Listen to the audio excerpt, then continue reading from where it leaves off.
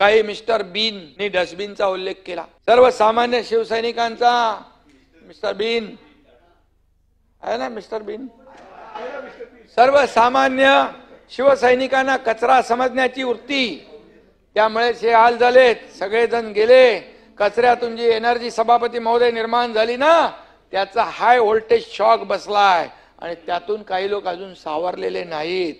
बाळासाहेबांची शिवसेना आणि त्यांनी काँग्रेसच्या डस्टबिन मध्ये टाकली होती, ती आम्ही सुरक्षित बाहेर काढण्याचा प्रयत्न केलेला आहे। आणि म्हणून डस्टबिन मध्ये कोण बसलं होतं कुणी बघितलं नाही, परंतु बाहेर आल्यानंतर कुणाला घाम फुटला होता हे पाहिलं, 3-3 ग्लास पाणी कुणी पिलं हे पाहिलं, चहा मागवा म्हणाले, चहा पण पिली, पण चहा कुठली होती, वाघ बकरी चहा, ती पाहिली।